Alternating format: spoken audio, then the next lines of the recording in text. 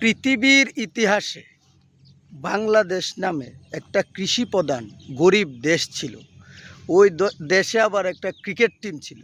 ওই ক্রিকেট টিমে আবার লর্ডে ভরা ছিল। তো ওই দেশের জনগণ চিন্তা করলো, ওই দেশের ক্রিকেটের উন্নয়নের যেহেতু কোনো ধারা তারা দেখতে পাচ্ছে না, তখন তারা চিন্তা করলো ওই ক্রিকেট টিমের সব প্লেয়ারদেরকে লজ্জার ভ্যাকসিন দেওয়া উচিত। তখন বাহির থেকে লজ্জার ভ্যাকসিন আনার জন্য তারা যোগাযোগ করতে লাগলো। আইন না লজ্জার ভ্যাকসিন আইন না তারা হু ডট ডট গা বরাবর বইরা দেওয়ার চিন্তা করলো। কিন্তু তবুও ওই ক্রিকেট টিমের কোনো লজ্জা শরম তাদের হয় নাই। তারা আস্তে আস্তে মানুষের প্রমোশন হয়, তাদের আস্তে আস্তে ডিমোশন হচ্ছে। তারা পৃথিবীতে যে দুধের শিশু, ক্রিকেটে যারা দুধের শিশু, তারা সাথেও তারা হাইরা যাওয়া শুরু করলো।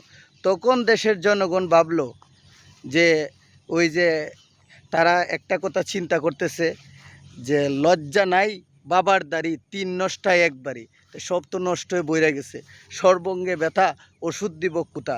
তো তাদের তো কোনো ওষুধেই কাজ হচ্ছে না। তো এখন তারা যে ডিমোশন হইতেছে তাদের, এখন তারা কবে মানুষ হবে, তারা কবে মানুষ হবে, তারা কবে দেশের সুনাম অর্জন করবে।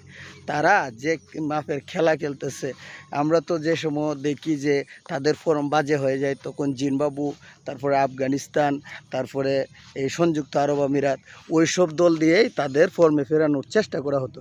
কিন্তু ওই সব দল ভালো হয়ে গেছে, কিন্তু তারা আর ভালো হইতে পারে না।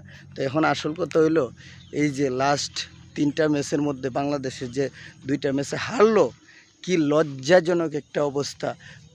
ক্রিকেটে যারা দুধের শিশু, সংযুক্ত আরব আমিরাত, তাদের সাথে একটা যে সব সময় ভালো খেলা একটা টিম এইভাবে যে হাইরা গেল, তাদের তো উন্নতি দেখতেছি না। কয়েকদিন আগে জিম্বাবুর সাথে তারা হাইরা গেল। তো তাদের কি হবে, তাদেরকে নিয়ে এই দেশের মানুষের কি আশা আছে?